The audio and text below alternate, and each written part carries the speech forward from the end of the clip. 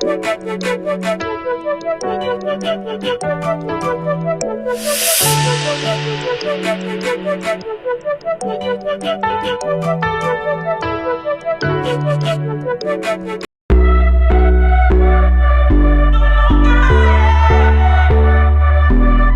everyone, welcome back to the channel. As always, I hope you're keeping well. Beautiful sunny day, but extremely windy. It makes jumping rope very challenging, but always a lot of fun. In this video, I address a question that I received just over 2 weeks ago from a viewer named Jan. Her question was as follows.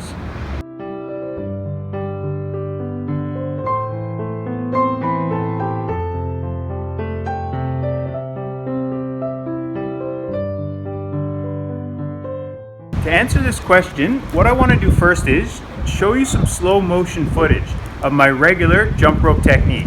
That is, when I jump up and the rope makes one rotation under my feet, as opposed to the double under, where you jump up and the rope makes two rotations under your feet.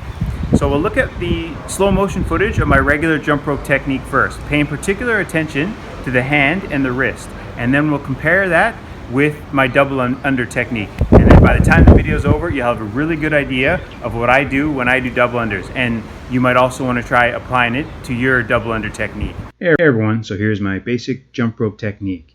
My upper arms are close to the sides of my body, and I'm largely focusing on spinning the rope using my wrists and my hands. My elbows and forearms will also be engaged, but I'm concentrating on using the thumb and index fingers of my hands in particular. Using just those two fingers, the thumb and the index finger, you can have great control over the jump rope handles.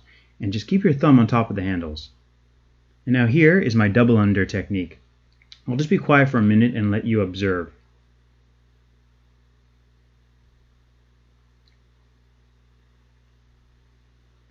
Okay, so as you might have noticed, I don't let the rope freewheel. I don't let the momentum of the rope carry it over and complete the second rotation. Instead, I spin the rope almost normally for the first rotation, and then as the rope is going over my head, I forcefully point the thumb and index finger down towards the ground to generate speed to complete the rotation. If I want to complete the second rotation much faster, I'll simply point the rope down towards the ground at a faster pace. So I don't let the momentum of the rope dictate my timing. Instead, I control the timing of my jumps, the speed at which I jump, how high I want to jump off the ground, by using my thumb and index finger. If I want to jump lower off the ground, that means I'll have to spin the rope faster, so I'll point my thumb and index finger down towards the ground faster, more forcefully on the second rotation. And in case you're wondering, the reason why I don't use the freewheel or momentum technique is simply because I find it far too inefficient and it's very slow. If you jump off the ground and you spin the rope once, even if you spin that rope, that first rotation, really quickly, it's still going to take a while for the rope to spin around. If you just use your thumb and index finger a little bit to help it rotate along, that will come along a lot faster. And the reason why it's important for the rope not to take too long to rotate around is because the slower the rope is rotating around, the higher you're going to have to jump in the air, the higher you're going to have to stay off the ground in order for the rope to pass under your feet 2 times.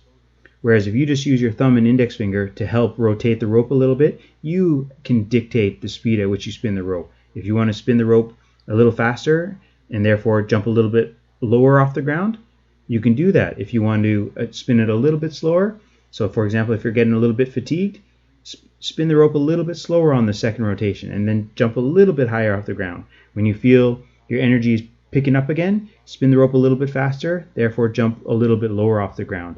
But if you're using the momentum to spin the rope, it's far too slow. You're going to have to jump far too high off the ground. And this is especially true if you're using a basic PVC or a licorice rope as opposed to a weighted rope. If you're using a weighted rope, the very nature of the rope, it will have more weight and therefore it might generate more momentum.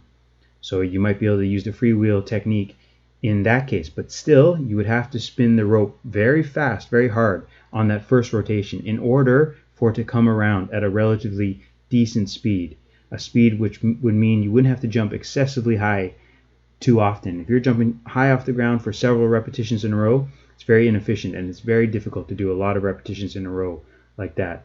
Or you might have to use a rope with a ball bearing, a mechanism which will help the rope spin around by itself.